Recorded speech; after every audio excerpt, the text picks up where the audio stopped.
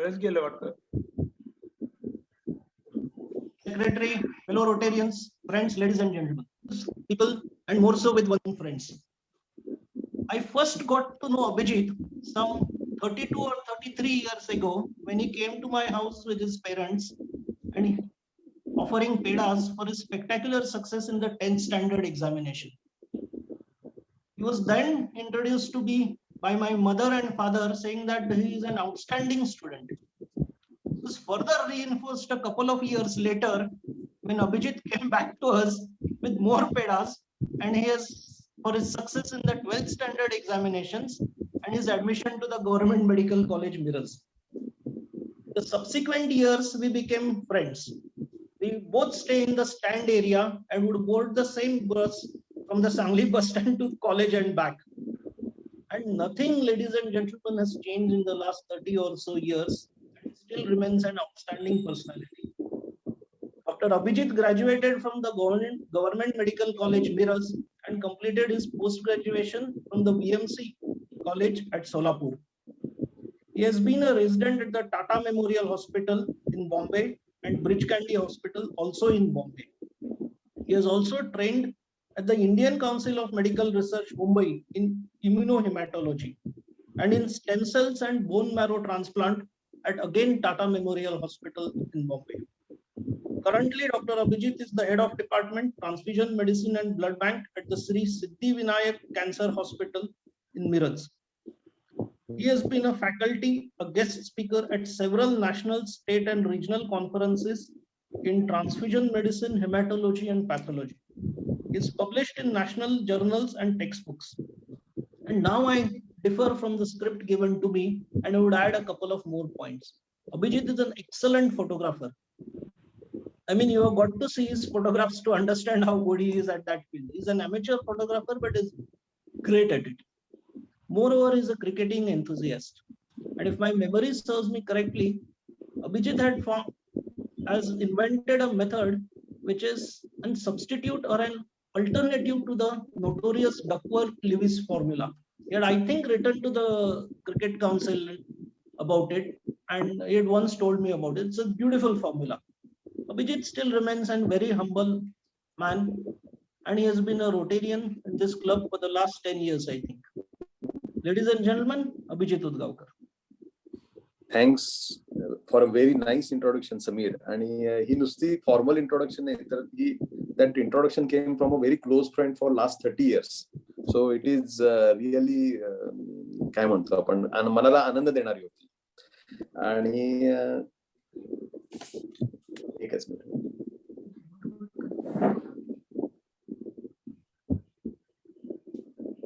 Hello दिसतोय मी? बोलू ना? दिसतोय ना? हो दिसतंय. बोला.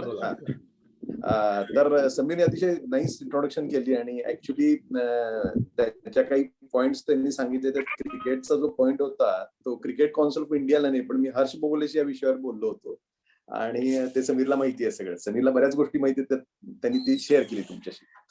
बर, आता थोडस आजची मीटिंग माझ्या दृष्टीनं कॅन्डल लाईट मीटिंग आहे, कारण एमएससीबीनी खूप उपकार केलेत आणि गेले 3-4 तास लाईट्स आपले ऑफ झालेले आहेत. त्याच्यात तो इन्व्हर्टर पण डिस्चार्ज झाला आणि शेवटी मेणबत्तीत आपल्याला, म्हणजे मला तरी ऍटलीस्ट बोलावं लागतं, तेवढं समजून घ्या प्लीज. तर आता क्रिकेटचाच धागा पकडून सांगतो की कसं होतं की आपण जगभर सगळे मोठे मोठे क्रिकेटर्स बघतो, म्हणजे सचिन तेंडुलकर पासून सुनील गावस्कर पासून ते अगदी अलीकडच्या विराट कोहली पर्यंत किंवा म्हणजे सगळे प्लेयर्स बघतो आपण, आणि हे सगळेजण जगभर खेळत असतात, जगभर परफॉर्म करत असतात.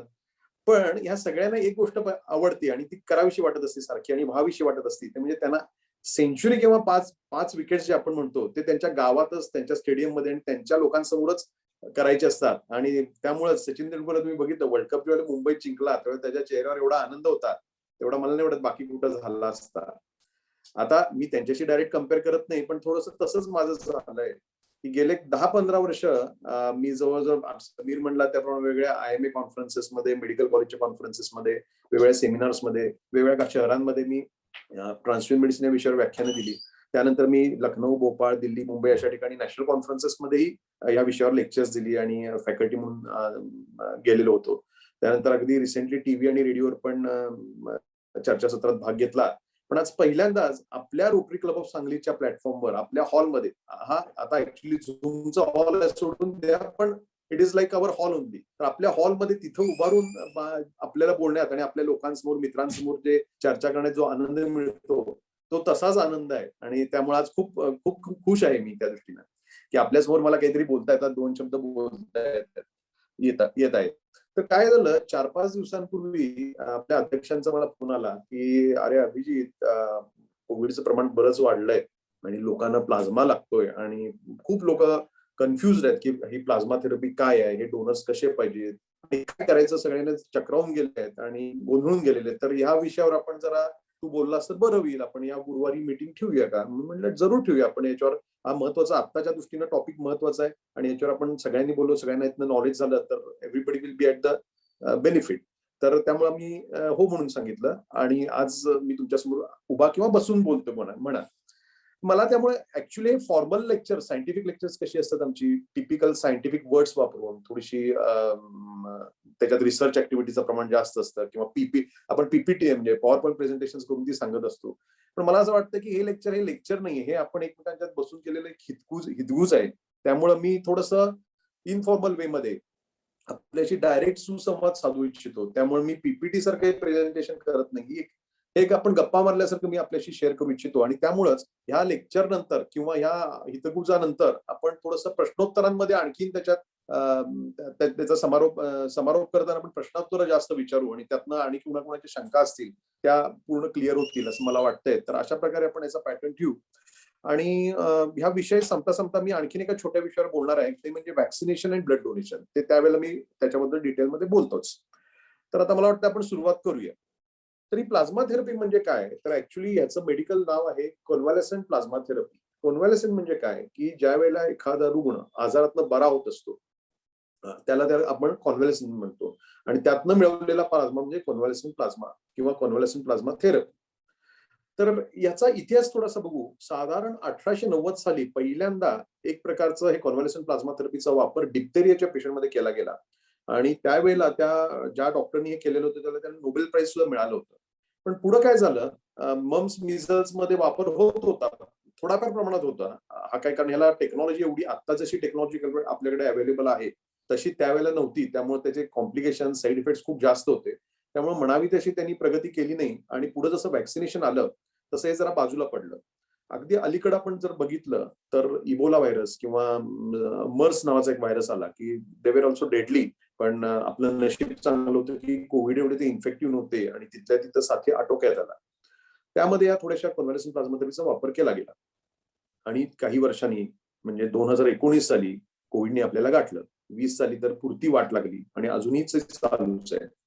तर मग आता कोविड आला नवीन, पण कोविडवर उपचार करण्यासाठी आपल्याकडे काहीच नव्हतं. म्हणजे ऍब्सोल्युटली जगाचीच तयारी नव्हती. डॉक्टर्स नव्हते, हॉस्पिटल्स नव्हते, वेगवेगळ्या औषधी आपण जी काही वापरतो आता तीही माहित नव्हती.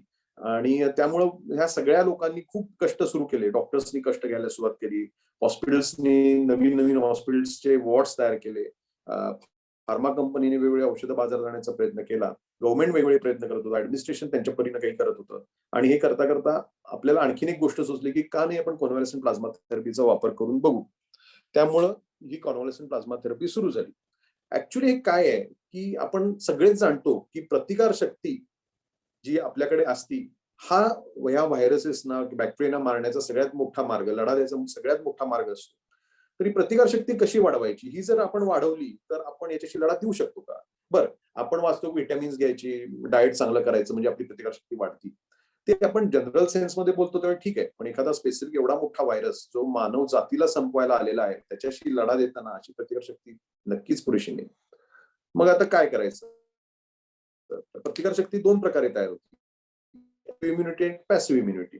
ऍक्टिव्ह इम्युनिटी म्हणजे काय की ज्या वेळेला एखादा रुग्ण ह्या कोरोनाने किंवा कुठल्या व्हायरसने ग्रासला जातो तेव्हा त्याची इंटरनल जी प्रतिकारशक्ती किंवा अँटीबॉडीज डेव्हलप होतात आणि त्याच्याशी लढा देतात त्याला आपण म्हणतो ऍक्टिव्ह इम्युनिटी. दुसरं म्हणजे आपण व्हॅक्सिनेशन म्हणतो. व्हॅक्सिनेशन दिल्यानंतर आपलं शरीरच जे अँटीबॉडीज तयार करतं ती पण एक प्रकारची ऍक्टिव्ह इम्युनिटी. आणि पॅसिव्ह इम्युनिटी म्हणजे काय आता ही ऍक्टिव्ह इम्युनिटीचं काय होतं की आपण आजारी पडायची वाट बघू शकत नाही की आपण व्हायरस येऊ दे मग आम्ही त्याच्याशी लढा देतो. बरं, वॅक्सिन्स तर पूर्वी तर नव्हतेच, मागच्या वर्षी तर वॅक्सिन्स अवेलेबलही नव्हते आणि आता सुद्धा हार्डली 4 ते 5% लोक वॅक्सिनेटेड आहेत, त्यामुळे अजूनही ते पूर्ण नाहीये. तर मग अशा वेळेला ही प्रतिकारशक्ती कशी मिळवायची, तर that is the second option is passive immunity. Passive immunity म्हणजे हे ज्या इम्युनिटी म्हणजे काय असतात, ऍक्च्युली अँटीबॉडीज असतात ज्या व्हायरसेसच्या अगेन्स्ट लढा देतात. त्या आपल्या शरीरातच तयार होत असतात, पण हा व्हायरस जेव्हा नव्याने आपल्याला हल्ला करतो तेव्हा आपल्या शरीरात ही सोय नसल्यामुळं ज्या माणसाला ही इन्फेक्शन होऊन गेलेले आहे त्यांनी त्याच्यात त्या अँटीबॉडीज तयार केलेल्या आहेत, त्या अँटीबॉडीज जर आपण आपल्याकडे घेतल्या तर आपण या व्हायरसेसला आणखी चांगला लढा देऊ शकू. याच्या मागची कन्सेप्ट. म्हणजे कसं असतं बघा, हे व्हायरसेस जे येतात, या व्हायरसेसवर एक प्रोटीनचा लेअर असतो आणि त्याच्यावर एक प्रकारचे अटॅचमेंट्स असतात. त्याला आपण या कोरोनाच्या बाबतीत महत्वाचं म्हणजे स्पाइक प्रोटीन, तुम्ही शब्द ऐकले असतील स्पाइक प्रोटीन. तर हे अटॅच होतात आणि तिथनं ते व्हायरसेस आपल्या सेल्समध्ये एंट्री मिळवतात आणि मग पुढे सगळा त्यांचा प्रताप दाखवतात. तर हे जे स्पाइक प्रोटीनच्या वर जे अँटीजेन्स असतात त्याच्या अगेन्स्ट जे अँटीबॉडीज तयार होतात किंवा असतात, वेगवेगळ्या माणसांच्या शरीरात तयार होतात, त्याला आपण antibodies against spike proteins of the virus म्हणतो. आणि हीच ती पॅसिव्ह प्रतिकार शक्ती किंवा पॅसिव्ह इम्युनिटी. तर मग ह्या अँटीबॉडीज आपण कशा मिळवायच्या आणि त्या कशा आपण दुसऱ्या पेशंटमध्ये वापर करायचा, ते थोडंसं मी एक स्लाइड शेअर करतो, त्याच्यावर आपण बघू.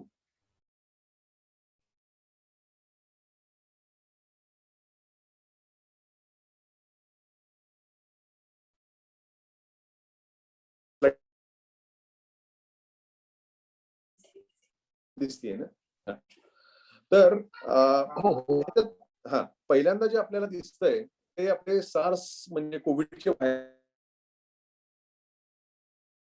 तर ते आपल्याला व्हायरसेस दिसतात. तर ज्यावेळेला पहिला रेड कलरचा माणूस दिसतोय तो म्हणजे त्या व्हायरसने इन्फेक्ट झालेला माणूस. परत गेलं अजून काय?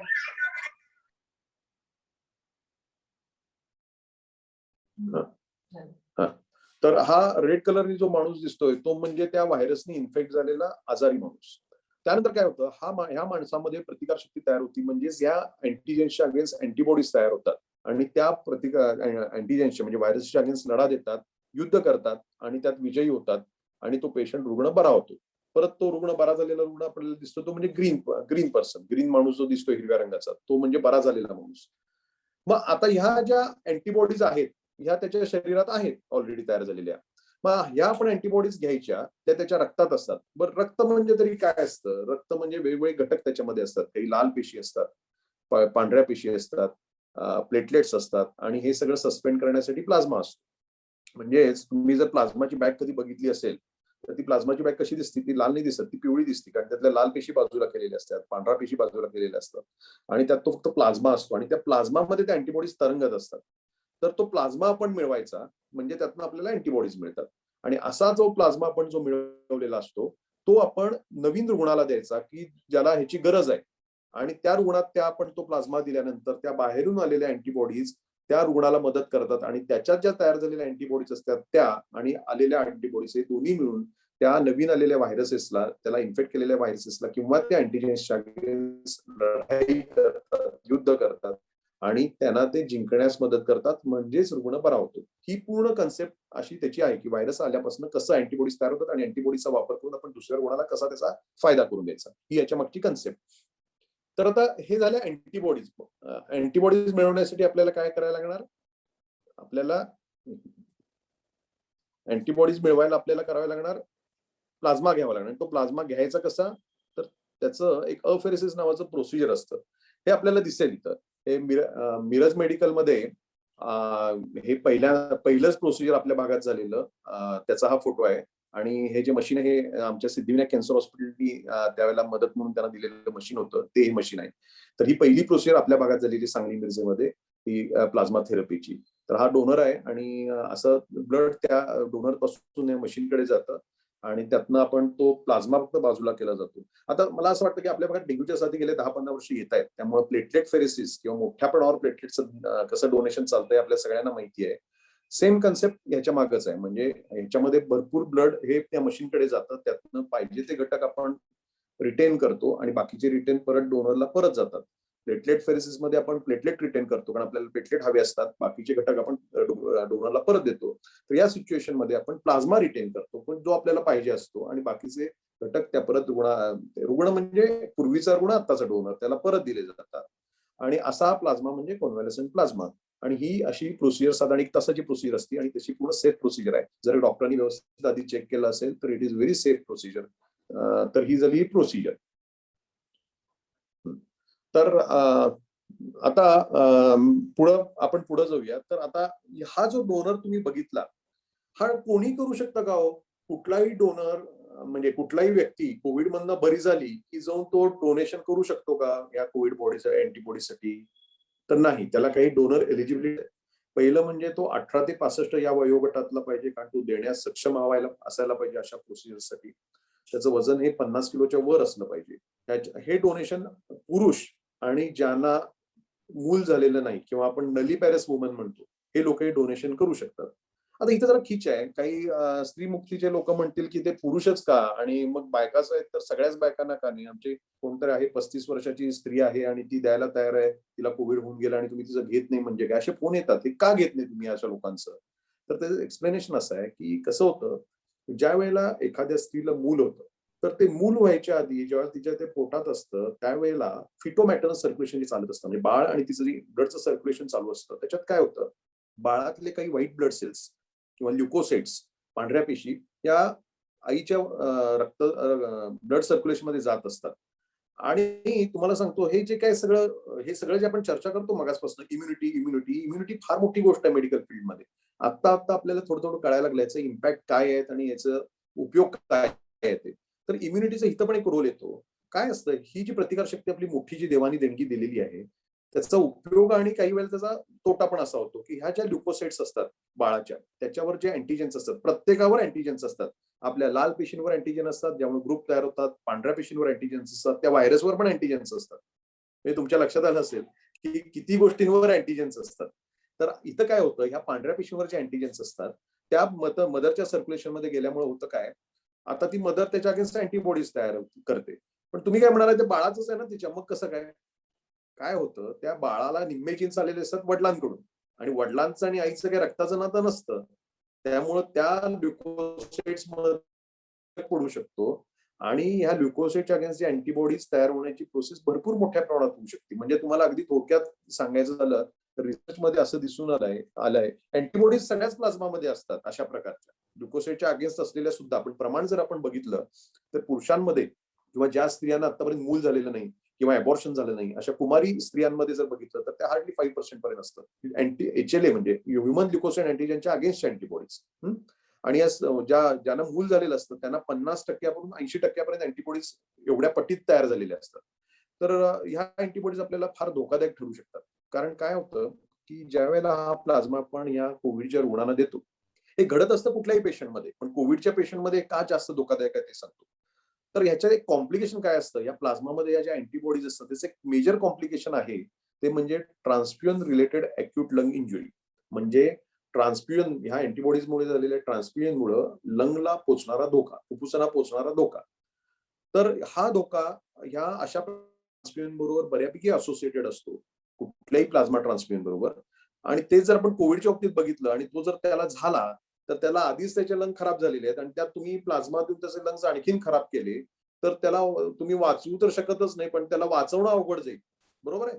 त्यामुळं आपण कितीही जरी आपली इच्छा असली तरी मल्टीपॅरस वुमन पासून आपण हा प्लाझ्मा घेऊ शकत नाही. त्यामुळे अगदीच क्लिअर कट आयदर पुरुष हवा किंवा कुमारी स्त्री पाहिजे, की जिला मूल नसलेलं पाहिजे किंवा इव्हन अबॉर्शनही झालेलं नसलं पाहिजे, तर अशी स्त्री. तर हा त्याच्यामागचा एक मेजर क्रायटेरिया आहे. त्यानंतर कोविड झाल्यावर कधी हे प्लाझ्मा देऊ शकतो? इमिजिएटली लगेच 4 दिवसांचं नाही, कारण तो पूर्ण आधी बरा होणं गरजेचं आहे. त्यामुळे बेसिक क्रायटेरिया त्याला असा दिलेला आहे की ज्या वेळेला कोविडचे सिम्पटम्स संपतात त्याच्यानंतर 28 दिवसांनी तो प्लाझ्मा देऊ शकतो. मग ते किती दिवस देऊ शकतो? तर 4 महिने देऊ शकतो, कारण त्याच्यानंतर परत अँटीबॉडीचा टायटर हा कमी होत जातो. त्यामुळं गाईडलाईन्स प्रमाणात असं ठरलेलं आहे की 28 दिवस ते 4 महिने या पिरियडमध्ये पोस्ट कोविड सिम्पटम्स रिझॉल्व्ह झाल्यानंतर तुम्ही प्लाझ्मा देऊ शकता. बर, माझा रिपोर्ट पॉझिटिव्ह होता, पण मला काही त्रासच नव्हता. कोविडचा आजार तर होऊन गेला, मग मी देऊ शकतो का? तर नाही. कारण ज्या वेळेला माणूस असिम्टमॅटिक असतो किंवा माइल्ड सिम्पटम्स असतात, एकदम कुठेतरी चव गेली, वास येत नाही, अशा टाईपचे माइल्ड सिम्पटम्स असतात, त्यावेळेला त्या रुग्णामध्ये अँटीबॉडीज तेवढ्या प्रमाणात तयार होत नसतात. तर मग अशा अँटीबॉडीज आपण पेशंटला काय म्हणून देणार? तर ऍटलिस्ट मिनिमम क्रायटेरिया असा आहे की त्या रुग्णाला फिवर किंवा कफ किंवा दोन्ही असलं पाहिजे, 28 दिवस होऊन गेलेले पाहिजे, ते 4 महिन्यापर्यंत, मग तो डोनर फिट होतो. बरं, आता इथंच तर संपत नाही, कारण आपल्याला नुसतं अँटीबॉडीज आहेत म्हणून ऍझम्पशनवर पुढे जाता येत नाही मेडिकलमध्ये, कारण त्या अँटीबॉडीज किती आहेत हेही बघणं गरजेचं आहे. काही लोकांचे टायटर तेवढे येत नाही, मग त्याला एक 2 टेस्ट आहेत. त्याला एक न्यूट्रलायझिंग अँटीबॉडी टायटर टेस्ट म्हणतो, म्हणजेच जे अँटीबॉडीचा टायटर असा पाहिजे की तो व्हायरसच्या अँटीजेनला न्यूट्रलाइज करेल किंवा त्याच्याशी युद्ध करून त्याला संपवू शकेल. तर तो टायटर साधारण 1:40च्या वर लागतो, पण बऱ्याच लॅबोरेटरीजमध्ये सोय नसती.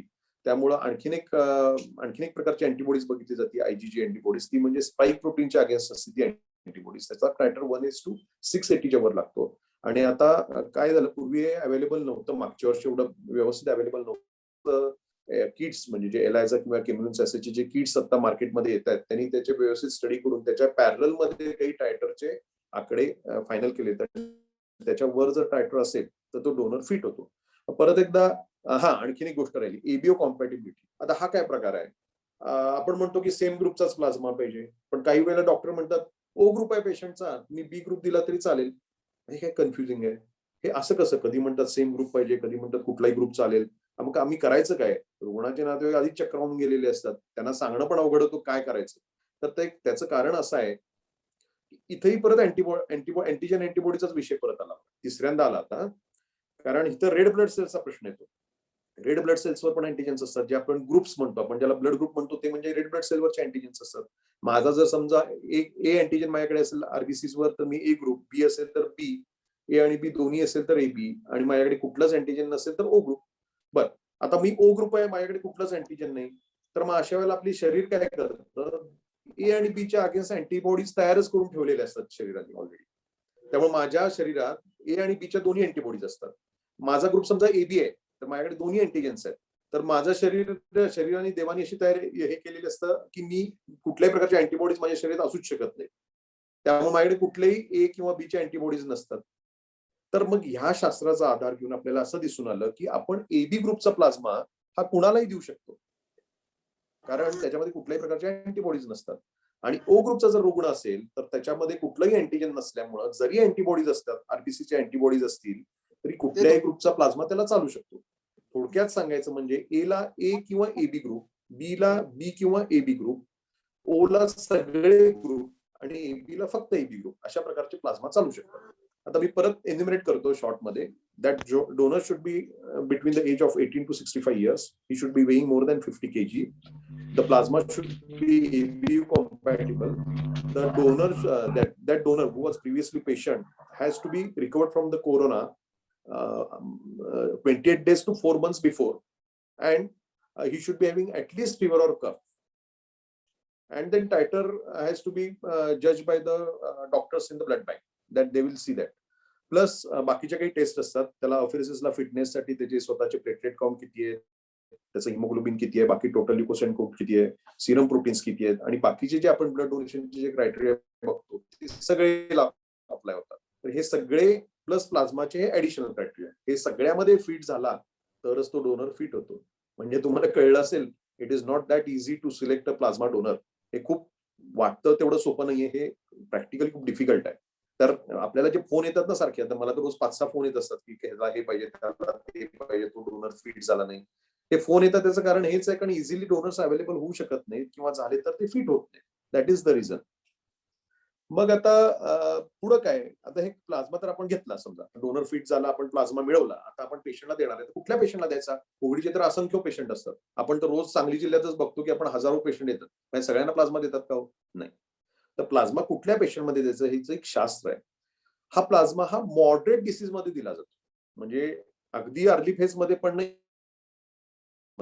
मग मॉडरेटच फेज का? बेसिकली मगाशी मी सांगितलं, तुम्हाला थोडंसं कन्सेप्च्युअली क्लिअर झालं असेल की हे एक अँटीजन अँटीबॉडीचं युद्ध आहे. व्हायरस अँटीजन घेऊन येतो आणि आपलं शरीर अँटीबॉडीज देतं, किंवा आपण प्लाझ्मा थेरपीमध्ये बाहेरनं अँटीबॉडीज, बाहेरनं सैन्य मागवलंय, भारताने मदत म्हणून अमेरिकेतनं काही सैन्य मागवलंय, तसा तो प्रकार झाला. पण हे युद्ध कधी आपण जिंकू शकतो? ज्यावेळेला आपल्या अँटीबॉडीचं प्रमाण हे येणाऱ्या अँटीजेन्स रूपी व्हायरसच्या ताकदीपेक्षा जोपर्यंत जास्त आहे तोपर्यंत आपण युद्ध जिंकणार ना. सिव्हिअर केसेसमध्ये काय होतं, तो व्हायरस खूप रेप्लिकेट झालेला असतो आपल्या बॉडीमध्ये, त्या व्हायरसचं प्रमाण खूप वाढलेलं असतं, सैन्य खूप वाढलेलं असतं आणि आपण कुठल्याही अशा अँटीबॉडीज कुठल्याही घेऊन आलो तरी त्या पुरेशा होऊ शकत नाहीत. थोडक्यात ही थेरपी उपयोगी पडू शकत नाही. बरेचदा त्यामुळं इतक्यांदा असे चुकीचे फोन येतात, पेशंट व्हेंटिलेटरवर आहे, पेशंट जाणार आहे, आता प्लाझ्मा द्या म्हणून डॉक्टरनी सांगितले. अरे मग त्या स्टेजमध्ये प्लाझ्माचा उपयोगच नाहीये, अजिबात देण्याची गरज नाही अशा वेळेला. तो प्लाझ्मा देऊन काहीही उपयोग होणार नाही अशा वेळेला. प्लाझ्मा द्यायचा असेल तर तो जरा आधीच्या स्टेजला द्यावा लागतो. थोडक्यात ती स्टेज कुठली असती मेडिकल लिटरेचर प्रमाणे, तर ज्यावेळेला पेशंट हॉस्पिटलाइज होतो मॉडरेट डिसीज मध्ये, त्याला ऑक्सिजनची गरज भासायला लागते. त्याचं ऑक्सिजन लेवल साधारण 93% खाली जायला लागते. त्याचा रेस्पिरेटरी रेट 24 पर मिनिटच्या वर जायला लागतो आणि त्याला ऑक्सिजनची डिमांड कंटिन्युअस वाढती असं दिसतं डॉक्टरना. स्टिरॉइड्स दिले जातात, बाकीची काही औषधं दिली जातात, पण तरी ऑक्सिजनची डिमांड वाढतीये. अशा त्या छोट्या विंडोमध्ये, त्या 1-2-3 दिवसाच्या विंडोमध्येच ती प्लाझ्माची गरज आहे आणि त्याच वेळेला तो दिला तर उपयोगी पडणार आहे. त्यामुळे लक्षात ठेवा, या सगळ्या क्रायटेरियातनं तो प्लाझ्मा सिलेक्ट झाला पाहिजे आणि फक्त या सिच्युएशन मध्येच तो प्लाझ्मा उपयोगी पडू शकतो. लिमिटेशन्स आहेत, प्रचंड लिमिटेशन्स आहेत, पण आहेत. त्याच्या पलीकडे जर तुम्ही प्लाझ्मा देतो म्हणलं तर त्याचा काहीच उपयोग नाहीये. इनफॅक्ट त्याचा तोटा जास्त होऊ शकतो. त्यामुळं clear cut indications are there when to use the plasma. आता काय होतं, आता सगळं ठीक आहे, आता आपण प्लाझ्मा द्यायचं ठरवलं, प्लाझ्मा आपण मॉडरेट डिसीज मध्ये देतोय, सगळं मान्य आहे, पण पेशंटला रिस्पॉन्स मिळतो का हो, हा सगळ्यात महत्वाचा प्रश्न आहे. शेवटी आपल्याला पेशंट बरा होतो का नाही हे बघणं सगळ्यात महत्वाचं ना. तर मग याच्यासाठी ही प्लाझ्मा थेरपी तर अगदी नवीन होती. साधारण मला असं वाटतं की एप्रिल टू जून मध्ये ही पहिली मेजर ट्रायल ICMR ची भारतामध्ये झाली. त्याच्यामध्ये जवळजवळ भारतातल्या मोठ्या 50 इन्स्टिट्यूट्स आणि मेडिकल कॉलेजनी सहभाग घेतला. त्याच्यामधली एक म्हणजे आपलं मिरज मेडिकल कॉलेजही होतं त्याच्यामध्ये. तर ह्या सहभागातनं जो डेटा तयार झाला ऑल ओव्हर इंडिया, त्या डेटाचे रिझल्ट डिक्लेअर झाले. जवळजवळ 4-5 महिने झाले त्याला रिझल्ट डिक्लेअर होऊन. पण आपलं दुर्दैव असं की त्या क्लिनिकल ट्रायलचा जो रिझल्ट आला त्याच्यामध्ये असं दिसून आलं की या प्लाझ्मा थेरपीनी म्हणावा तसा उपयोग होत नाहीये. म्हणजे मॉर्टॅलिटी रेटवर फारसा फरक पडत नाही किंवा पेशंट सिव्हिअर डिसीज मध्ये जायचं आपण फारसं काही थांबवू शकत नाही. त्यामुळं ICMRनी ह्या क्लिनिकल ट्रायल नंतर असं ठरवलं की ह्याला आपण ड्रग म्हणून पूर्ण मान्यता देऊ शकत नाही, पण कंपॅशनेट ग्राउंडवर इंडियन FDAने सांगितलं की कंपॅशनेट ग्राउंडवर त्याचा वापर तुम्ही ऑफ लेबल ड्रग म्हणून करू शकता, असं डॉक्टर्सना सांगण्यात आलं. म्हणजे पूर्णपणे औषध म्हणून एक्सपेरिमेंटल ह्याच्यातच अजून पडतं ते. ऑफ लेबल म्हणजे अजून एक्सपेरिमेंटल आहे, ह्याच्यातच त्याचा उपयोग होतो. अजूनही अप्रूव्ह ट्रीटमेंटमध्ये ते पडत नाही. पण अजून कसं झालंय, कोरोनामध्ये अप्रूव्ह ट्रीटमेंट अशा फार थोड्याच आहेत. म्हणजे रेमडेसिवीर जरी म्हणलं, टोसिलिझुमॅब म्हणलं तरी ते अजूनही ऑफ लेबल ड्रगच आहे. तशीच ही प्लाझ्मा थेरपी. फक्त लॉजिस्टिकली रेमडेसिवीर सारखं औषध मिळवणं सोपं आहे, खूपच सोपं आहे, कारण एका फॅक्टरीमध्ये ते तयार होतं. याच्यामध्ये माणसापासून तयार करायचं असेल, लॉजिस्टिक्स भरपूर असतात, त्यात व्हेरिएबल्स भरपूर असतात, त्यातनं ती क्वालिटी मॉनिटरिंग खूप डिफिकल्ट आहे. त्यामुळं practically it is very difficult to get the plasma as compared to the remdesivir. त्यामुळे बरेच डॉक्टर्स ह्या सगळ्या ट्रायलच्या रिझल्ट नंतर त्यांनी प्लाझ्माचा वापर थोडासा कमी केलाय. पण काही फिजिशियन्सचं किंवा क्लिनिशियनचं म्हणणं आहे की आमच्या पेशंटला मात्र चांगला उपयोग होतो, आम्ही बघतोय आमचा पेशंट बरा होतो. कसं आहे, पर्सनल ओपिनियन काही डॉक्टरांची असू शकतात. तर त्यामुळं प्लाझ्माचा वापर केला जातो, पण त्याला एक लिमिटेशन राहिले की तो असं सरसकट उपचार पद्धती म्हणून वापरली जात नाही. त्यामुळे मला सर्वांना एक सांगणं असं आहे पेशंटच्या नातेवाईकांना, मी बऱ्याच जणांनी ऑलरेडी बोललोय की आपण प्रयत्न करूया, डोनर मिळतोय का बघू, प्लाझ्मा मिळतोय का बघू, प्लाझ्मा द्यायचा असेल तर बघू. तर एक तर पहिली गोष्ट म्हणजे तो मॉडरेट डिसीज हवा, लेट डिसीज असेल पेशंट, कारण बरेच मी ऐकलं आता प्लाझ्मा मिळाला नाही पेशंट उद्या गेला, म्हणजे काय उपयोगच नव्हता त्यावेळेला पेशंटचा. आता मध्ये सांगलीत एक सर्वांना माहिती आहे ती गोष्ट, एक पेशंट होत 2 दिवस ते धडपडत होते प्लाझ्मा मिळाला की नाही, बहुतेक मिळाला नाही, मला असं वाटतं का मिळाला, तो शेवटी मिळाला. त्याचा काय उपयोग होणारच नव्हता ना, शेवटच्या स्टेजमध्ये या प्लाझ्माचा उपयोगच नसतो. म्हणून मी सर्वांना काय सांगतो पेशंटच्या नातेवाईकांना की don't be panic, absolutely panic होऊ नका. तुम्ही प्रयत्न करा. डोनर मिळवणं किती अवघड आहे आणि तो सिलेक्ट होणं पण अवघड आहे हे आम्हाला माहिती आहे. Logistically it is very difficult. त्यातनं मिळाला तर चांगलंच आहे, पण नाही मिळाला तर तुम्ही फ्रस्ट्रेट होऊ नका, पॅनिक होऊ नका. कारण प्लाझ्मा हे काय अमृत नाहीये की प्लाझ्मा दिल्यामुळे तुमचा पेशंट त्या कोविडच्या ICUतनं बाहेर येऊन बरा होऊन बाहेर येणार आहे असंही नाही. उपयोग होऊ शकतो काही प्रमाणात, किंवा तो नाही मिळाला म्हणून तो जाणार आहे असंही नाही. म्हणजे किंवा वापरत असतो याच्यामध्ये रेमडेसिवीर असतात, टोसिलिझुमॅब असतं, ह्या सगळ्या गोष्टींबरोबर पूरक म्हणून एक प्लाझ्मा थेरपी आहे. खरं सगळ्यात महत्वाचं, तुम्हाला कोविडमधनं बाहेर यायचं असेल तर start from the prevention, vaccination. Prevention पाळत नाहीत लोक, तिथं कमी पडतात, ते करणं गरजेचं आहे. व्हॅक्सिनेशन करणं गरजेचं आहे जेव्हा मिळेल त्यावेळेला. आणि ज्यावेळेला हा आजार होतो त्यावेळेला तो न लपवता त्याचं व्यवस्थित टेस्टिंग करून योग्य त्या डॉक्टरकडून, मी सांगतो काही वेळेला डॉक्टर आपल्याला कुठला बरा वाटतो, काही करू नका घरात बसा म्हणणारा डॉक्टर बरा वाटतो, तो डॉक्टरच ह्या रुग्णांना मृत्यूच्या खाईत लोटत असतो. तर योग्य डॉक्टर म्हणजे जो व्यवस्थित इन्व्हेस्टिगेट करेल.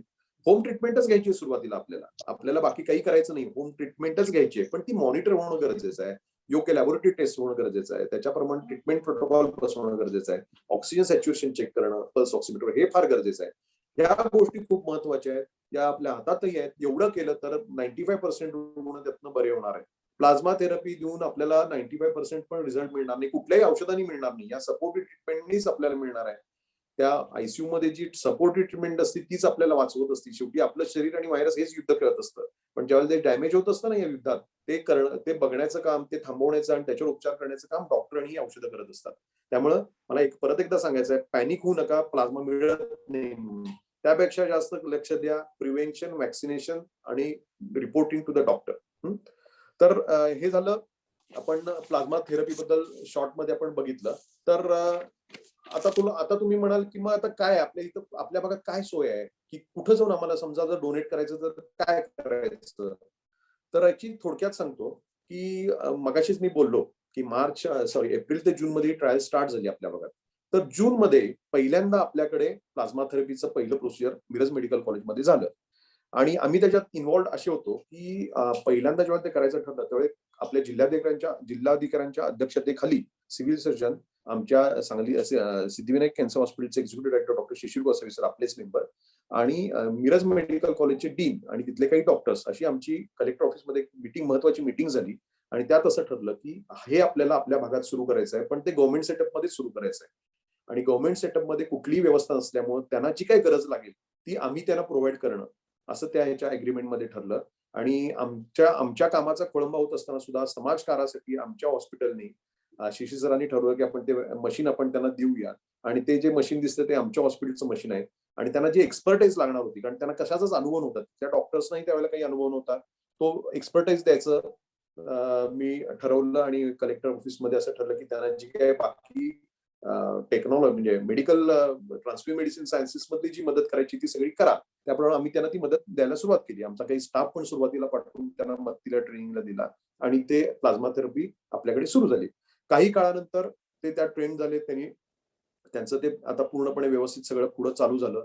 आणि त्याच्यानंतर एक साधारण 3-4 महिन्यानंतर आपल्याकडे जसा पहिल्या वेळचा जोर वाढायला लागला, तसा मग वांदेस हॉस्पिटल आणि भारती हॉस्पिटल यांच्या ठिकाणी पेशंट्स खूप असल्यामुळे त्यांच्या 2 ब्लड बँकांनी ही प्लाझ्मा थेरपी चालू केली, प्लाझ्मा कलेक्शन चालू केलं. आणि एक सोशल सर्व्हिसेस म्हणून आपल्याच रोटरी क्लब ऑफ सांगलीच्या शिरगावकर ब्लड बँकेने हा महत्वाचा प्रोजेक्ट सुरू करायचा निर्णय घेतला.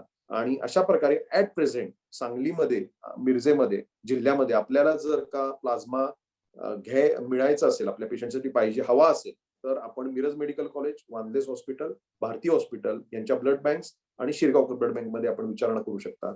आणि मला असं म्हणायचं की याला डोनर रिक्रुटमेंट पण होणं गरजेचं आहे. तर जे कोण मी आता सांगितल्याप्रमाणे जे फिट आहेत पोस्ट कोविड मध्ये, असे जे कोण रुग्ण असतील आता बरे झालेले, त्यांनी स्वतःहून आपली नावं इथे एनरोल करावी. म्हणजे ब्लड बँकांना कसं आहे, ब्लड बँकांना अदरवाईज खूप समजणार आहे, ह्या पॅरामीटर मध्ये असणारे लोक ब्लड बँकांकडे थोडेच नोंदी असणार आहेत त्यांच्या. तर ह्या तुम्ही स्वतःहून जर नोंदी केल्या आणि गरज असेल त्यावेळेला ब्लड बँकांमध्ये तुम्ही जाऊन डोनेट केलं, तर लोकांची धावपळ कमी होईल. कारण पेशंटचे नातेवाईक कुठल्याही डॉक्टरला विचारा, अशा सिच्युएशन मध्ये कधीच नसतात. म्हणजे इतके फ्रस्ट्रेटेड असतात, इतके पॅनिक असतात, ते स्वतः आजारी असतात बरेचदा, त्यांना स्वतःला कोविड असतो, एकेका घरात 5-5 लोक आजारी असतात. अशा वेळेला त्यांची धावपळ ही अक्षरशः डोळ्यात पाणी आणणारी असते.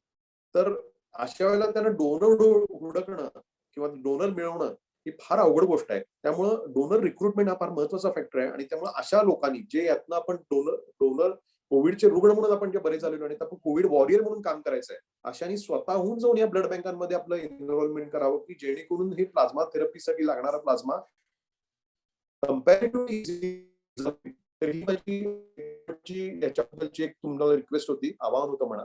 तर हे मी आता तुम्हाला करतो. प्लाझ्मा बद्दल मी बरंच बोललोय, आता शेवटी हे लेक्चर किंवा हिदगौज संपवता एक छोटस एक मला बोलावंसं वाटतं. काय झालंय, आता वॅक्सिनेशनचा जोर वाढतोय. 1 मे पासून 18 वर्षाच्या वरच्या सर्वांना आपण वॅक्सिनेशन देणार आहोत असं पण डिक्लेअर केलेलं आहे. पण हे ज्यावेळेला होतं त्यावेळेला आणखीन एक गोष्ट लक्षात आली की अरे वॅक्सिनेशन ब्लड डोनेशन त्या ब्लड लागतंय, ऑपरेशनचे, सर्जरीचे आहेत आणि वेगवेगळे अनिमियाचे पेशंट्स आहेत, त्यांना ब्लड कुठनं द्यायचं, थॅलेसेमियाच्या पेशंटना ब्लड कुठनं द्यायचं, त्याच्या ड्राईव्हवर परिणाम होईल का? मग सगळीकडे आपण बघतो व्हॉट्सअपवर सगळीकडे जायला लागलं की तुम्ही 2 महिने डोनेट करू शकणार नाही. कारण मध्ये गाईडलाईन्स काय आल्या की सेकंड डोस ऑफ वॅक्सिनेशन झाल्यानंतर 28 दिवसापर्यंत तुम्ही ब्लड डोनेशन नाही करू शकत. म्हणजे पहिला डोस घेऊन 28 दिवसांनी दुसरा डोस, त्याच्यानंतर 28 दिवस डोनेशन करू शकत नाही. म्हणजे 2 ते 2.5 महिने तुम्ही डोनेशन करू शकत नाही. म्हणजे समजा तुम्ही 1 महिना वॅक्सिन घेतलं तर पुढे 3 महिने तुम्ही डोनेट नाही करू शकणार. मग सर्वजण काय लागले मागं, 3 महिने कोणी डोनेट करू शकत नाही, तसं काही कॅम्प्स घ्यायला पाहिजेत, मोठ्याने कॅम्प्स घ्या. गेल्या आठवड्यात एवढ्या लोकांचे फोन आले की 80% लोकांना कॅम्प्स आता घेऊ नका म्हणून मला समजावं लागलं. कारण ही मायक्रो मॅनेजमेंट फार महत्वाची आहे. लोकांच्या एवढं लक्षात येत नाही की ब्लड एका वेळेला एवढं उपयोग होत नाही, ते सगळं वाया जातं. It could be a wastage. आणि पुढचे 3 महिने मग कोण डोनेट करणार? बरं, दुसरीकडे वॅक्सिन काय 1 महिना सगळ्यांना मिळणार आहे? सगळ्यांना वॅक्सिन 6 महिन्यावर मिळणार आहे, 8 महिन्यावर मिळणार आहे, वर्षावर मिळणार आहे. त्यामुळं अशी काही गरज होणार नाही की बाबा सगळेच डोनर्स ते वॅक्सिनेटेड आहेत आणि आता कोणच करू शकत नाही. फक्त हे स्टॅगरिंग मॅनर मध्ये होणार आहे. फक्त प्रत्येकाने एक डोक्यात ठेवावं की फक्त आपण रेग्युलर ब्लड डोनर असू तर आपण वॅक्सिन घ्यायच्या आधी 2 दिवस जाऊन ब्लड डोनेशन करून टाकू. एवढं जरी प्रत्येकाने ठेवलं तर ऑटोमॅटिकली ब्लड डोनेशन व्यवस्थित होईल. त्यासाठी काय फार मोठं कॅल्क्युलेशन आणि खूप मोठं ऑर्गनायझेशन गरज नाही. It is so simple. Just 2 days before vaccination, do the blood donation. It is as simple as this. आणि आता नवीन गाईडलाईन्स अशा येत आहेत, म्हणजे ते आता 2 दिवसात येतीलच, की 2 डोस नंतर आपण जे बोलतो ना ब्लड डोनेशनचं, त्याच्याऐवजी एक जरी डोस घेतला तरी तुम्ही 28 दिवसांनी ब्लड डोनेशन करू शकता आणि त्यानंतर दुसरा डोस घेऊ शकता. त्यामुळे हे प्रेशर एकदम 2.5 महिन्यावर 1 महिन्यावर आलं. बघा किती फरक पडला. त्यामुळे अजिबात याचा प्रेशर घेऊ नये आणि जसं गरज आहे त्याप्रमाणेच कॅम्प्स अरेंज करा आणि तुम्ही वॅक्सिन घ्यायच्या आधी 2 दिवस आधी जाऊन फक्त ब्लड डोनेशन करा. एवढीच फक्त प्रतीक्षा. ह्या वॅक्सिनेशन तर 1 महिना तुम्ही प्लाझ्मा डोनेशनही नाही करू शकत, हेही लक्षात ठेवा. म्हणजे कुठलंही वॅक्सिन घेतल्यानंतर तुम्ही 1 महिना at present no plasma donation, no vaccine donation, right. आणि तरी सुद्धा आता आमच्या एनबीटीसी म्हणजे नॅशनल ब्लड ट्रान्सप्लांट काउन्सिल बरोबर भरपूर चर्चा चालू आहे ट्रान्सप्लांट फॅकल्टीची. कारण आमचं असं म्हणणं आहे की USFDA सुद्धा बराच स्टडी केलाय आणि त्यांना असं दिसून आलंय की लाईव्ह एटेन्युएटेड वॅक्सिन असेल तर 14 दिवस सफिशियंट आहेत आणि याच्या व्यतिरिक्त बाकीची कुठली वॅक्सिन म्हणजे आपण mRNA वॅक्सिन जी म्हणतो, फायझर आणि मॉडर्नाची त्यांच्या देशातली, यांना तर ते म्हणतात काही डिफर करायचीच गरज नाही, वॅक्सिन घेतल्यानंतर सुद्धा डोनेट करू शकतो. तर most probably I cannot say confirm but probably within few days the guidelines will be changed and they may come with instead of 28 days some less, means either 21 days or 14 days. त्यामुळे मग बरंचसे pressure कमी होईल. पण तरी सुद्धा एक लक्षात ठेवा की तुम्ही एकदा वॅक्सिन घेतलं की 1 महिना डोनेट नाही करू शकत. त्यामुळे त्यांनी मात्र वॅक्सिनच्या आधी डोनेट करावं. एवढी मात्र आणखीन एक आवाहन मी करतो या लेक्चर मधनं. आणि मला असं वाटतं मी बरंच बोललो आता आणि आता मला वाटतं प्रश्नोत्तरांमध्ये जास्त बघू, कारण शंका या असणार आहेत आणि त्या शंकांचं उत्तर देणं मला जास्त आवडेल. त्यामुळे आपण मला वाटतं आता प्रश्नोत्तरांकडे आपण शिफ्ट होऊया असं मला वाटतं. सर त्याच्या आधी थोडंसं वॅक्सिनेशन का गरजेचं आहे हेही सांगा, म्हणजे मग आपण प्रश्न उत्तर घेऊ. हा, आता हा वॅक्सिनेशनचा इम्पॉर्टन्स खूप आहे. कारण कसं झालं, मगाशी मी तुम्हाला आता प्लाझ्मा थेरपी बद्दल बोललो, हे सगळी पॅसिव्ह इम्युनिटी आहे. आणि पण ह्या प्लाझ्मा थेरपी तुम्ही मगाशी सांगताना मी सांगितलं, मधल्या काळात वॅक्सिन जशी वेगवेगळ्या आजारांवर येत होतं तसं हे प्लाझ्मा थेरपी बाजूला पडलं आणि वॅक्सिनवरच जास्त फोर्स झाला. याचं जर एक क्लिअर कट आहे की vaccine is always better than this passive immunity or plasma therapy. आणि आपल्याला पूर्वी सगळे आपण रोटरीचा एवढा मोठा प्रोजेक्ट आहे पोलिओ जो इरॅडिकेट केला, तो कसा आपण वॅक्सिनच इरॅडिकेट केला. तर वॅक्सिन बद्दल लोकांच्या मनात जे गैरसमज आहे ते पहिल्यांदा काढून टाका. आपण वॅक्सिनसाठी 1 वर्ष थांबलेलो आणि आता आपल्याला मिळतंय. प्लीज तुम्ही, नॉलेज हे फार डेडली आहे. ते कुठंतरी युरोपियन कंट्रीज मधल्या कुठल्या तरी सिटीमध्ये कुणाला तरी क्लॉट झाले पोस्ट वॅक्सिनेशन, म्हणून आपण घाबरून इथं घेत नाही. तर बघितले आमचे हेल्थ केअर वर्कर सुद्धा काही घाबरलेले होते. अरे ते क्लॉट झालं, किती काय, you are a scientific person, 10 लाखात एकाला झालं तर व्हाय you R worrying.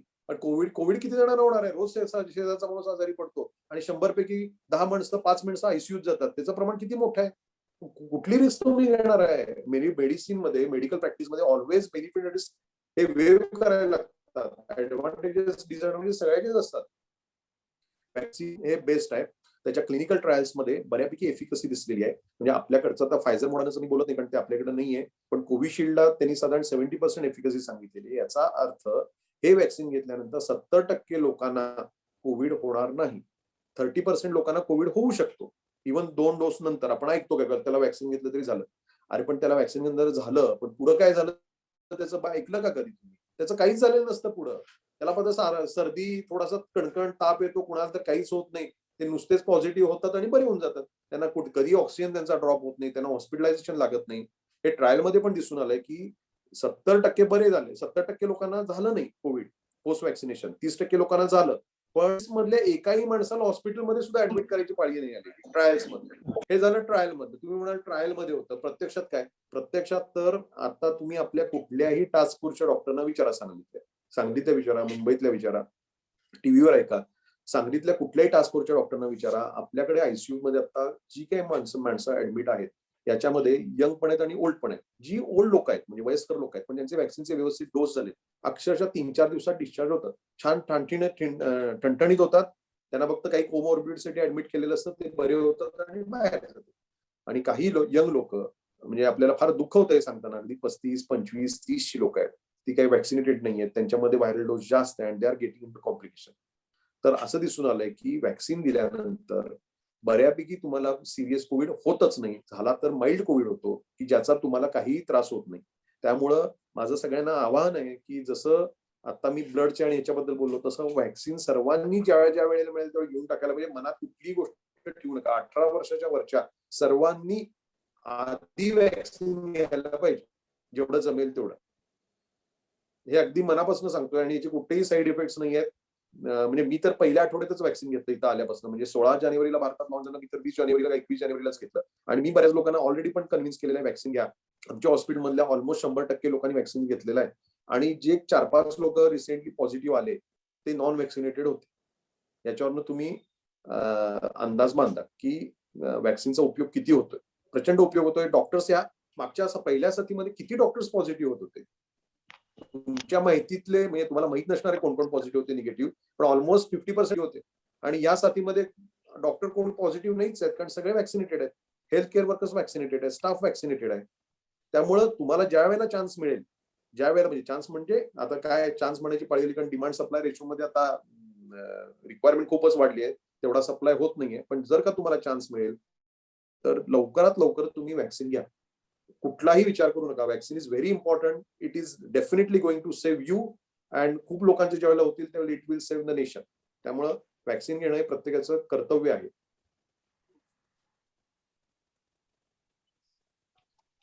Yes, okay, thank you doctor. Chat box मध्ये काही प्रश्न आलेले आहेत, मी ते वाचून दाखवतो. चालेल.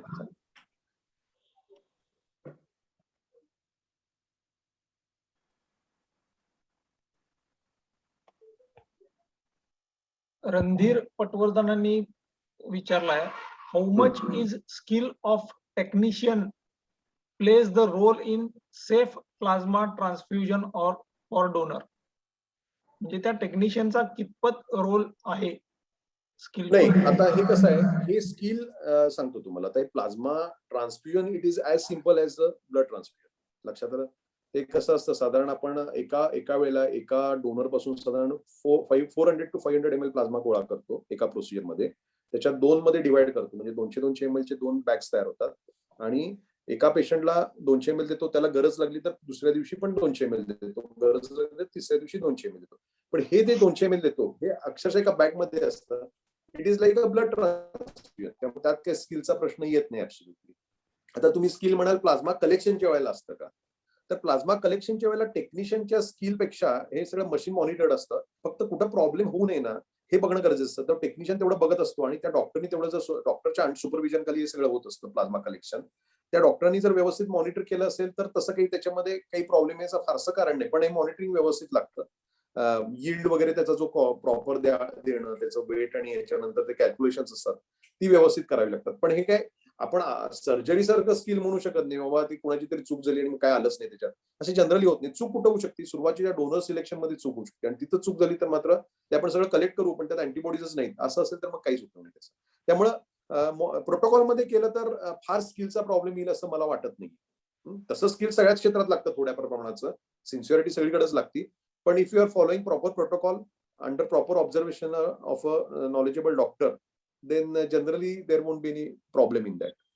काय प्रॉब्लेम नाही येणार. Okay, thank you sir.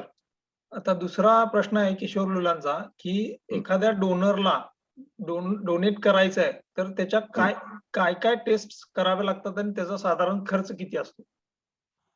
आता कसं असतं, ह्या 2 प्रकारच्या टेस्ट असतात. एक तर मगाशी मी म्हणलं त्यामुळे रुटीन ब्लड डोनेशनच्या ज्या टेस्ट असतात त्या सगळ्याच कराव्या लागतात. म्हणजे HIV, HBsAg म्हणजे हेपॅटायटिस बी, हेपॅटायटिस सी, मलेरिया आणि VDRL या ज्या बेसिक टेस्ट आम्ही ब्लड बँकेत करतो या 5ही कराव्या लागतात.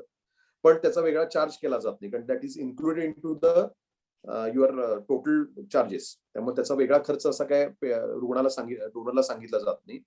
त्यानंतर त्याचे काही CBCच्या टेस्ट कराव्या लागतात. त्या पण काय फार कॉस्टली नसतात. म्हणजे haemoglobin, platelet count, total leucocyte count आणि सिरम प्रोटीन. त्यामुळे त्याची पण काही कॉस्ट नसती. हे इन्क्लुडेडच करतो. फक्त काय प्रॉब्लेम एक्स्ट्रा प्रॉब्लेम कुठे येतो, की जो अँटीबॉडीची टेस्ट जी करावी लागते ती थोडीशी खर्चिक असू शकते. साधारण मला असं वाटतं ते पर कॅल्क्युलेशन काहीतरी 600 पर्यंत पडत असावं. ते आता एलायझाच्या किटवर असतं. म्हणजे तुम्ही कंट्रोल्स किती रन करतात त्यावेळेला किती हे करतात ते आणि कुठलं किट वापरतात त्याच्यावर पण बऱ्याच गोष्टी आहेत. पण साधारण त्याच्या आसपास तो ऍडिशनल खर्च होतो. म्हणजे इतर आपल्या रुटीन ज्या टेस्ट आहेत त्याच्यापेक्षा जास्त टेस्ट म्हणजे ह्या टेस्ट असतात. त्याच्यामध्ये अँटीबॉडी टायटर बघणं आणि तो स्पाइक प्रोटीन अगेन्स्ट आहे की नाही बघणं हा प्रश्न त्याच्यामध्ये येतो. Okay, thank you sir.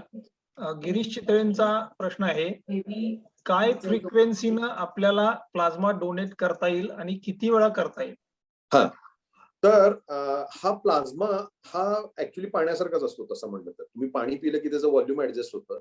प्रश्न राहतो त्यातल्या फक्त कॉग्युलेशन फॅक्टर्स वगैरे लॉस होऊ नये त्याचा. त्यामुळे generally plasma including Covid plasma, general plasma आपण वेगळा डोनेट करत नाही. जनरल ब्लड मधनच आपण घेतो. पण कोव्हॅक्सिन प्लाझ्मा आपण जो बघतो म्हणजे आता जो आपण विषय चाललाय आपला, तो साधारण 15 दिवसानंतर तुम्ही डोनेट करू शकता अप टू 500 ml. आणि महिन्यातनं तुम्ही अप टू 1000 ml म्हणजे दोनदा मिळून म्हणजे एकदा 500 ml आणि परत एकदा 500 ml असं दोनदा तुम्ही एका महिन्यात करू शकता. महिन्यातनं दोनदा असं आणि वर्षातनं तुम्ही 24 वेळेला करू शकता. त्यामुळं 4 महिन्याच्या 3 महिन्याच्या पिरियड मध्ये आपण जर हे असू म्हणजे आपल्या अँटीबॉडी टायटर मेंटेन होत असेल तर आपण जवळजवळ 5 ते 6 वेळेला एका पेशंटचे जीव वाचवू शकतो. Yes, thank you sir. चॅटबॉक्स मधले तरी प्रश्न आता संपलेले आहेत. समजा कुणाचे प्रश्न असतील तर डायरेक्ट त्यांनी हँड रेज करून विचारा. मी त्यांना अनम्यूट करतो. Hello, Abhijit sir. अभिजित लेगवे बोलतायत. ओके, बोला. Hello Abhijit sir. Yes, Abhijit sir ऐकायला येते? येते. बोला. ओके सर, प्लाझ्मा डोनेशन बद्दल तर तुम्ही अतिशय सुंदर माहिती दिली आणि बरेचसे डाऊट्स क्लिअर झाले. Thank you very much for that. एक क्वेश्चन आहे माझा regarding treatment of the Covid patients. I have very good results with homeopathy on Covid positive patients. मग त्यांच्यामध्ये सुद्धा मी काही लोकांच्या अँटीबॉडी टेस्ट करून घेतल्या. त्यांच्यात ते सिग्निफिकंटली वाढलेले पण आढळल्या. तर व्हॉट डू यू थिंक की ट्रीटिंग विथ अल्टरनेटिव्ह मेडिसिन्स कोविडचे केसेस हे म्हणजे व्हॉट इज युअर पर्स्पेक्टिव्ह? काय कसं आहे ऍक्च्युली आमच्या शास्त्रामध्ये आम्हाला ते त्याच्याबद्दल काहीच माहित नाही. तर मी कसं बोलणार त्याबद्दल, कारण अल्टरनेटिव्ह मेडिसिन मध्ये काही जे औषधं असतील त्याचा स्टडी आम्हाला माहित नाही. फक्त तुम्ही अँटीबॉडी टायटर जर वाढला असेल तर दॅट इज गुड थिंग. पण अँटीबॉडी टायटर वाढायचे कारण औषधही नसतं. अँटीबॉडी टायटरचं कारण वाढायचं कारण हे आपली इम्युनिटी, आपला इम्युन रिस्पॉन्स असतं. म्हणजे तुम्ही जर बघितलं की जेवढा सिव्हिअर कोविड झालेला असतो तेवढा त्या पेशंटमध्ये अँटीबॉडी टायटर हा वाढलेला असतो. Basically is a immune response. आणि काही वेळेला काय होतं, हा हायपर इम्युन रिस्पॉन्स हा जास्त झाला तरी हा पेशंटला धोकादायक ठरू शकतो. त्यामुळे प्लाझ्माचा थोडासा एक प्रॉब्लेम म्हणजे असा प्रूव्ह नाही, पण सिव्हिअर डिसीज मध्ये वापरणं रिस्की पण असू शकतं. त्याचं एक कारण असू शकतं की अँटीबॉडीज आपल्याला नको त्यावेळेला आल्या तर त्याचा फायद्याच्या ऐवजी डॅमेज पण जास्त होऊ शकतं. त्यामुळे काही वेळेला आपण स्टेरॉइडचा वापर हा तेवढ्यासाठीच करतो की हायपर इम्युन रिस्पॉन्स इथं जाणवतो आपल्याला, डी डायमर वाढलेत किंवा फेरिटिन वाढले, तिथं आपल्याला तो थोडासा कमी करण्यासाठी आपण स्टेरॉइडचा वापर करतो. कारण काही वेळेला हायपर इम्युन रिस्पॉन्स हा त्रासदायक होऊ शकतो. पण अल्टरनेटिव्ह मेडिसिन अँड अँटीबॉडीज ह्याचा माझा फारसा काही अभ्यास नाही, कारण मला त्याबद्दल अल्टरनेटिव्ह मेडिसिन बद्दल फारशी कल्पना नाहीये. त्यामुळे मला बोलता येणार नाही त्याच्यावर. Okay okay sir, thank you. Thank you doctor. माझाच एक प्रश्न आहे की प्लाझ्मा एखाद्याने डोनेट केला तर तो साधारण तुम्ही हो. ब्लड बँक मध्ये किती दिवस प्रिझर्व करून ठेवू शकता, हा हा. पहिला प्रश्न. आणि दुसरा की एखादा कोविड पेशंट आहे पण त्याला हो. ब्लड शुगर आहे किंवा बीपीचा आजार आहे, तर ही लोक डोनेट करू शकतात का? Yes yes. पहिला प्रश्न म्हणजे 1 वर्ष आपण प्लाझ्मा स्टोअर करू शकतो. एकदा आपण घेतला की 1 वर्ष आपण तो स्टोअर करू शकतो, काही प्रॉब्लेम नाही. दुसरा प्रश्न आहे की बीपी आणि डायबिटीस, याच्यासाठी वेगळे कुठले गाईडलाईन्स नाहीये. म्हणजे प्लाझ्मा थेरपीसाठी तुम्ही बीपी असायला पाहिजे किंवा डायबिटीस नसायला पाहिजे किंवा बीपी नसायला पाहिजे असं काही नाहीये. पण नेहमीच आपलं जे ब्लड डोनेशन असतं ना, त्यासाठी जे क्रायटेरिया आहे ते सेम क्रायटेरिया तिथं लागू पडतात. म्हणजे ते डॉक्टरचा जो डिसिजन असेल तिथं, की बाबा आम्ही काय म्हणतो, पूर्वी आम्ही बीपी आणि डायबिटीसला पूर्ण अवॉइड करायचो, पण अलीकडच्या काळात नवीन गाईडलाईन्स मध्ये असं आलेलं आहे की बीपी आणि डायबिटीस साधारण 4 महिने तुमचा कॉन्स्टंट असेल आणि कंट्रोल्ड असेल विथ मिनिमल टॅबलेट्स. म्हणजे हायर खूप प्रकारची औषधं चालून तो कंट्रोल करत असाल तरी नाही, मिनिमम औषधांवर गेले 4 महिने तो पूर्ण कंट्रोल्ड असेल, डायबिटीस किंवा ब्लड प्रेशर, तर अशी व्यक्ती डोनेट करू शकते. ब्लड डोनेटही करू शकते आणि प्लाझ्मा डोनेटही करू शकते. Okay, thank you sir. अजून कोणाचे प्रश्न आहेत, हँड रेज करू शकता. One more question to Dr. Abhijit. हा मुकुंद बोल. How far effect of vaccination lasts for? And do Effect you of vaccination. recommend booster dose after that and when? Actually, they say that after first dose you have to have second dose for the for a booster, right? With the Covishield vaccine, previously it was 4 weeks, but recent trials have proved that if you delay it by 2 weeks, means after 6 weeks you will be getting the better antibody titer after the second vaccine. त्यामुळे आता Covishield व्हॅक्सिनला आपण असं म्हणतो की 6 आठवड्यानंतर आपण देऊ. कोवॅक्सिनचा अजून 4 आठवडेच आहे. हा इफेक्ट जो लास्ट होतो तो साधारण it last for around 4 to I think probably 6 months. पण अजून आपल्याला सांगता येणार नाही, कारण आपला तो स्टडी अजून झालेला नाही, एवढे दिवसच झालेले नाहीये. तर ते आपल्याला मॉनिटर करत राहावं लागणार आहे आणि व्हॅक्सिन मध्ये पण इम्प्रुव्हमेंट्स कराव्या लागणार आहेत असं मला वाटतं. कारण वेगवेगळे टायटर्स, वेगवेगळे स्ट्रेन्स येतात, म्युटंट स्ट्रेन्स येतात, त्याला कुठली व्हॅक्सिन किती उपयोगी पडतायत हा पण एक प्रश्न आहे. त्यामुळं जसा काळ येईल तसं आपल्याला बऱ्याच गोष्टी कळत जातील, कारण हे सगळं नवीनच आहे. नवीनच व्हॅक्सिन आहे आणि आज व्हायरस पण नवीनच आहे. त्यामुळे ते कोण कसे रूप बदलतं त्याच्यावर त्याचा वेळ ठरणार. At least 9 months to 12 months. काय सांगता येत नाही. आय डोंट नो एक्झॅक्टली किती वेळ, कुणालाच सांगता येणार नाही. आता ते म्हणतात 6 महिने तरी तुम्ही कन्सिडर करा. 6 महिन्यानंतर बहुतेक प्रॉबॅबली ट्रायल्स, तोपर्यंत आता ट्रायल्स चालू पण झाले असतील मला वाटतं. म्हणजे व्हॅक्सिनचे जे बेसिक ट्रायल्स झाले ना, त्यांचं प्रोग्रेशन पण चालू असणार आहे. So probably we may get that result by 2 months or 3 months. की up to what duration they will be there. आणि आपल्याला त्याच्याबद्दल बऱ्यापैकी नॉलेज येईल तेव्हा, असं मला वाटतं, कळेल आपल्याला. पण आता तरी काही घाबरण्याची गरज नाहीये. अजून अगदी 6 महिने म्हटलं तरी अजून बराच वेळ आहे. तोपर्यंत डेटा येईल तो. थँक्यू. ओके, रामभाऊ चितळे.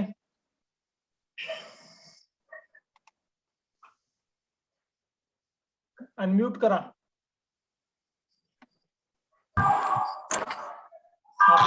बोला रामभाऊ, बोला. हॅलो. हा बोला. हॅलो. 60 वर्षानंतर रक्तदान करू नये असं म्हणतात, त्याचं कारण काय? किती वर्षानंतर? 60 वर्षानंतर. नाही, आता 65 ही गाईडलाईन आहे. 65 वर्ष ही गाईडलाईन आहे आताप्रमाणे. 65च्या वर आता रक्तदान तुम्ही नाही करू शकत. पण कसं आहे, आता 60 ते 65 मध्ये काही डॉक्टर्स कम्फर्टेबल नसतात, कारण त्या रुग्णांना काय, व्यक्तीला जर काही व्याधी असतील किंवा त्याचा फिटनेस तेवढा त्यांना वाटत नसेल, तर sometimes some doctors avoid. But by guidelines you can donate up to 65 years of age. त्याच्यानंतर नाही करू शकत, कारण ते तुमचं काय असतं, याच्यामध्ये किती नाही म्हणलं तरी मेटाबॉलिक चेंजेस होतात ना, व्हॉल्यूम चेंजेस होतात.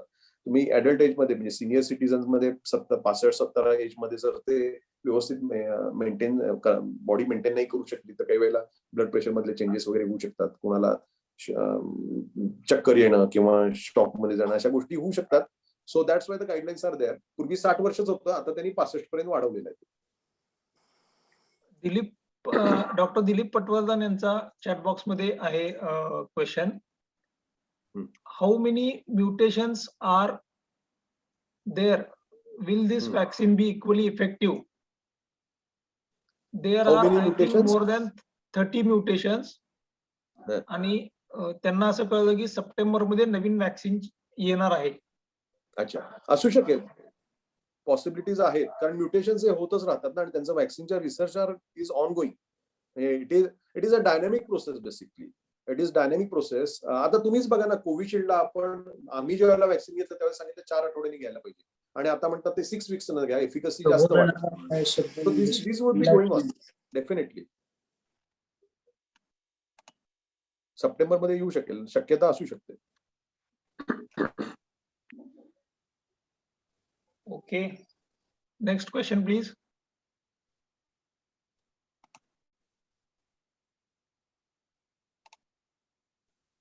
हॅलो. हॅलो. माधवी मॅडम बोला बोला. हॅलो. हा, ऐकू येते, बोला. हा, येस मॅम. हा, मी डॉक्टर माधवी पटवर्धन बोलते. सॉरी, बोला. मी जराशी उशिरा जॉईन झाले, म्हणून हा एखाद वेळेस आधी सांगितलं असेल डॉक्टर अभिजितनी, पण अँटीबॉडी टेस्ट आधी करत असतील ना प्लाझ्मा थेरपी हो. म्हणजे प्लाझ्मा घ्यायच्या आधी, आणि ते किती असावं लागतं? ते टायट्रेशन प्रमाणे न्यूट्रलायझिंग अँटीबॉडी टायटर 1:40 च्या वर असायला हवं, किंवा स्पाइक प्रोटीनच्या अगेन्स्ट अँटीबॉडीज आहेत त्या 1:680 च्या वर असावं लागतं. हे बेसिक गाईडलाईन्स आहेत. आता काय झालं मॅडम, हे वेगवेगळे जे किट्स येतात, म्हणजे वेगवेगळ्या कंपन्यांचे, एलायझाचे वेगवेगळे कंपनी आहेत, किंवा केमिन्युन्सच्या वेगवेगळ्या कंपन्या आहेत, त्यांचे जे ब्रॉशर असतात ते त्याला त्यांनी ऍडजस्ट केलेलं असतं. म्हणजे प्रत्येकाची ती सिस्टीम वेगळी असते, प्लॅटफॉर्म डिफरंट असतात, तर त्या टायटरशी मॅच होणारं प्रत्येक किटचं थोडंसं व्हेरिएबल असू शकतं. तर जी ब्लड बँक जे किट वापरतं त्या ब्रॉशर मध्ये जे मेन्शन्ड आहे तेवढं तुम्हाला अँटीबॉडी टायटर तो यावा लागतो, पण तो अँटीबॉडी टायटर असायलाच पाहिजे, नाहीतर त्या प्लाझ्माचा तर काही ऍब्सोल्युटली काही उपयोग नाही. Okay, thank you thank you thank you.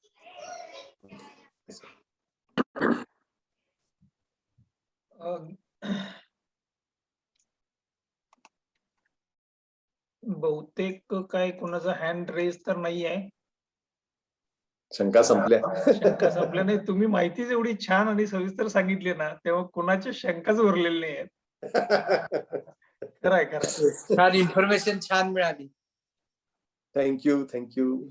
नाही, आणि कसं आहे, अगदी मोकळेपणानं आपलाच ग्रुप असल्यामुळं हे मोकळेपणानं झालं एकदम. म्हणजे it was not a formal function as such. It was like काय घरातलंच आपलं, आपण घरातच बसून गप्पा मारतो असंच वाटलं मला. Uh, डॉक्टर दिलीप पटवर्धन यांनी अनेक चॅट बॉक्स मध्ये टाकले, is who recommending plasma donation, किंवा त्यांना असं हू इज रेकमेंडिंग. नाही, ऍक्च्युली तेच कसं आहे सर, बेसिकली ह्या ज्या सगळ्या ट्रायल्स झाल्यात, ICMR ची आपल्या इंडियात मोठी ट्रायल झाली, US आणि UK मधल्या पण मोठ्या ट्रायल्स झाल्या, त्याच्यात असं बेनिफिट मॉनिटरी म्हणजे मॉर्टॅलिटी बेनिफिट पण दिसलेलं नाहीये, आणि प्रोग्रेशन टू सिव्हिअर डिसीज पण अवॉइड करता आलेलं नाहीये. त्यामुळं WHO नी फक्त त्याला आता तुम्ही कंपॅशनेट ग्राउंडवर फक्त तुम्ही वापरायचं असेल तर वापरा म्हणून दिलेलं आहे. It is not a approved drug, आणि it is only on the compassionate ground, आणि इंडियन FDA सांगितलं की ते तुम्ही फक्त ऑफ लेबल म्हणून वापरा. त्यामुळे ऍक्च्युली भरपूर हे आहे, म्हणजे काय म्हणजे प्लाझ्मा थेरपी बद्दल क्वेश्चन मार्क्स भरपूर आहेत. म्हणजे मी थोडंसं तटस्थपणे मी बोलतोय सगळं, पण फार काय त्याचे रिझल्ट मला नाही वाटत की फार काय अगदी हे असतील की जेणेकरून आपण सगळं सोडून त्याच्या मागे लागावं. ठीक आहे, काही त्याचे फायदे असू शकतील, काही डॉक्टर्सना त्याचा फायदा जाणवलेला आहे, पण WHO अजून त्याला काही एक्सपेरिमेंटल ड्रगच्या पुढे काही त्याला मान्यता द्यायला तयार नाही.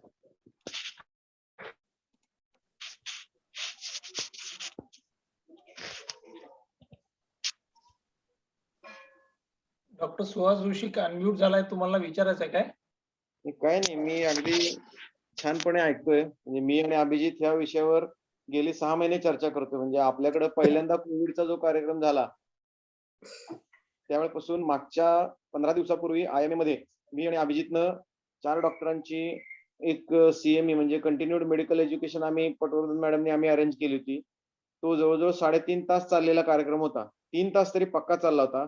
साधारण 8:15 ला चालू झालेला कार्यक्रम हा 11:45 पर्यंत चाललेला होता.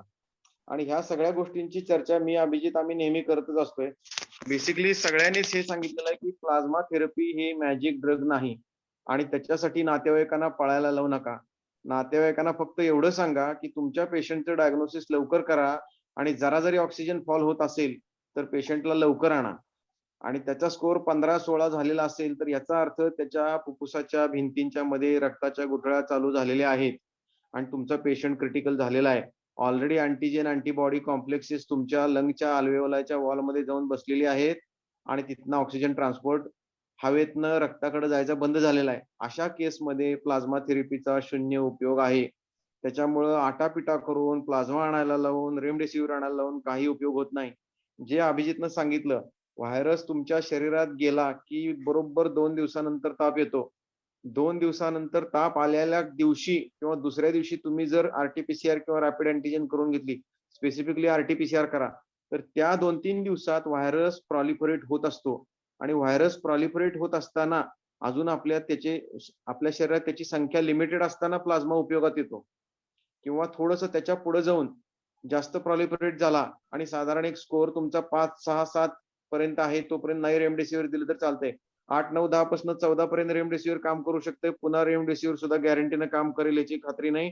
कारण ऑलरेडी व्हायरल प्रॉलिफरेशन एवढं जास्त झालेलं असते आणि त्या व्हायरसच्या विरोधात आपल्या शरीरात इतके सायटोकाइन्स सोडलेले असतात की त्या सायटोकाइनची टॉक्सिसिटी होऊन लंग मध्ये सगळा धुमाकूळ झालेला असतोय आणि ऑक्सिजन ट्रान्सपोर्ट थांबतो.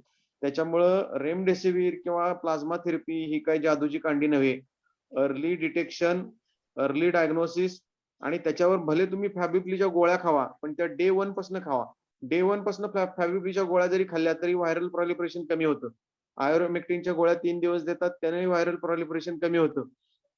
आता मागच्या वेळी आम्हाला गोलवळकर सरनी सांगितलं की मिथिलीन ब्ल्यू, ते मिथिलीन ब्ल्यूची सुद्धा अशी डबल ब्लाइंड ट्रायल झालेली नाही. आयरोमेक्टिनची सुद्धा डबल ब्लाइंड ट्रायल झालेली नाही. रेमडेसिवीरची सुद्धा डबल ब्लाइंड ट्रायल झालेली नाही. हे कसं असतंय, जगभरात एवढा विस्फोटक असताना डबल ब्लाइंड ट्रायल म्हणजे काय असतं, 10 पेशंटना प्लाझ्मा द्यायचा आणि 10 पेशंटना द्यायचा नाही आणि त्यातले किती जगले आणि किती मेले असं बघत बसायला लागते त्याला आणि त्याचा लॉंग टर्म स्टडी करायला लागतो आणि ते ह्या अशा महामारीत करू शकत नाही. त्याच्यामुळे कोणत्याही औषधाची आपल्याला तशी सत्यता पटकन पडताळून घेता येत नाही, इन्क्लुडिंग वॅक्सिन्स. आणि म्हणून थोडंसं हे सगळं जगलरी चालू आहे. जमलं तर जमतंय, नाहीतर नाही. काही लोकांना मिथिलीन ब्ल्यूचा चांगला गुण येतो, काही लोकांना प्लाझ्माचा चांगला गुण येतो, पण हे अर्ली स्टेजेस मध्ये सगळ्या गोष्टी बरोबर आहेत. ज्यावेळी व्हायरस प्रॉलिफरेट होऊन शरीरात धुमाकूळ घातलेला असतोय त्यानं, त्याच्यानंतर ज्यावेळी पेशंटचा ऑक्सिजन 88-89च्या खाली गेलेला असतोय आणि ज्यावेळी त्याला फार अगदी व्हेंटिलेटरवर घ्यायची वेळ आली आणि पुन्हा जर लोकांनी सांगितलं प्लाझ्मा आणा, तर हे सर्वस्वी चुकीचं आहे. त्याच्यामुळं उगच नातेवाईक आणि तेही आजारी असतात, त्यांना टेन्स करण्यापेक्षा इट इज ऑलवेज बेटर की तो निर्णय डॉक्टरांच्यावरती सोपवावा आणि आपलं गुगलचं ज्ञान डॉक्टरांच्यावर लादू नये. सगळ्यात महत्वाचं म्हणजे त्यांना योग्य तो निर्णय घ्यायला थोडीशी संधी द्यायची. आपलं ज्ञान कुठपर्यंत आपण पाजळायचं, पेशंटचं अर्ली डायग्नोसिस आणि अर्ली ट्रीटमेंट पर्यंत. त्याच्या पुढच्या सगळ्या गोष्टी ह्या आपण डॉक्टरांच्यावर विश्वासानं सोपवून द्यायच्या असतात. फार त्याच्यात काही उठाठेव करून खूप पुढे गेलेल्या पेशंटला सपोर्टिव्ह ट्रीटमेंट हाच उपाय आहे. त्याचं नशीब असेल तर तो चांगलं जगतो. इम्युन रिॲक्शन कमी झाली, स्टेरॉइडनं झाली, टॉसिलिझुमॅबनं झाली, त्याचा लंगचा एडिमा कमी झाला तर ते जगणार आहे. नाही झालं तर मग काय, कितीही प्रयत्न करा आणि किती दिवस व्हेंटिलेटरवर ठेवा, once the patient is out of our control, you cannot see much positive result in all this thing. नैसर्गिक प्रतिकार शक्ती वाढवा, बरोबर आहे सर, ही खरी गोष्ट आहे. आणि ते असेल तर तुमचे व्हायरसेस प्रॉलिफरेट होत नाहीत. 100% खरं आहे पटवर्धन सरांचं. आणि अभिजितच्या सगळ्या मतांशी मी सहमत आहे. त्याचा अभ्यास खूप छान आहे. त्याच्यामुळे आय 100% अग्री. त्याची सगळी ओपिनियन्स ही शास्त्रीय ओपिनियन आहेत, बेस्ड ऑन काय म्हणतात प्रेझेंटेशन आणि जगभर झालेला अभ्यास त्यानं आपल्या समोर सादर केलाय. तो काय आपल्या मनाचं काही सांगत नाहीये. He is already comparing all the papers which are there in Lancet and UK journals and USA CDC and all. आणि तो तसा अभ्यासू माणूस आहे, त्याच्यामुळे त्याचं व्याख्यान अभ्यासू होणारच होतं, त्याच्यात काय प्रश्नच नाही. Thank you Abhijit for kind explanation. धन्यवाद. रणधीर पटवर्धननी काय म्हणतात, थँक्स किंवा very precise and useful information doctor. Shows Thank you. Thanks a lot. Command over the subject. Nice to be a part of same club of which you are a part of. असं Yes, yes. अतिशय छान Definitely. भाषेत तुमचं अभिनंदन केलेलं आहे. अरे वा, थँक्यू. घरच्यांचं अभिनंदन फार महत्वाचं असतो.